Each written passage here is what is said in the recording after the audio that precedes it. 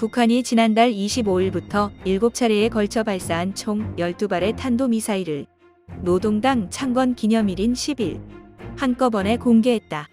이날 조선중앙통신은 김정은 북한 국무위원장이 발사장에서 모두 참관했다며 이번에 진행한 실전 훈련들을 통해 임의의 전술핵 운용 부대들에도 전쟁 억제와 전쟁 주도권 쟁취에 막중한 군사적 임무를 부과할 수 있다는 확신을 더욱 확고히 가지게 됐다고 전했다. 북한이 이날 공개한 미사일 중 가장 주목되는 건 지난달 25일 오전 6시 53분쯤 평안북도 태천군 일대 저수지에서 동해상으로 쏜 잠수함 발사 탄도미사일이다. 이와 관련 북한은 저수지 수중 발사장에서 전술 핵탄두 탑재를 모의한 탄도미사일 발사훈련이 진행됐다며 실전 훈련을 통해 계획된 저수지 수중 발사장 건설 방향이 확정됐다고 밝혔다. 전문가들 사이에선 세계 최초의 저수지 수중 발사로 북한의 미사일 발사 체계 중 가장 창의적이라는 말까지 돈다. 북한이 지난해 9월 처음 선보였던 열차형 미사일 발사대보다 더 위협적이란 평가다. 양욱 아산정책연구원 부연구 의원은 북한의 수많은 저수지에 이 같은 발사대를 설치할 경우 사전 징후 포착은 물론 원점 타격도 어렵다며 한국형 삼축 체계에서 가장 중요한 킬체인을 무력화하기 위한 것이라고 말했다. 저수지에서 쏜 미사일은 지난해 10월과 지난 5월 북한이 824 영웅함으로 명명한 고래급 잠수함에서 2차례 시험 발사했던 미니 SLBM으로 추정된다. 세 미사일 모두 비행 특성이 거의 같다. 미니 SLBM은 북한판 이스칸데르로 불리는 KN-23의 개량형이다.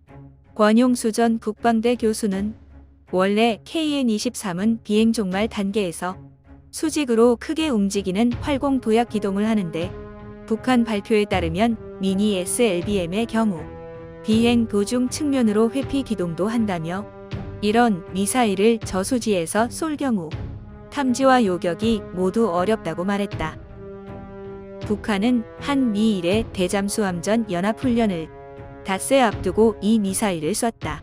북한이 지난달 28일부터 3차례에 걸쳐 총 6발을 발사한 전술탄도미사일도 군 당국을 긴장시키고 있다.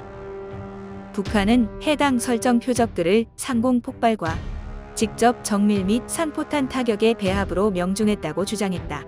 이에 대해 전문가들은 북한이 북한판 에이테크스로 불리는 KN-24 지대지 미사일을 다양한 폭발 방식으로 시험한 것으로 보고 있다. 특히 상공 폭발은 높은 고도에서 핵을 터뜨리는 전자기파 공격을 의미할 수 있다.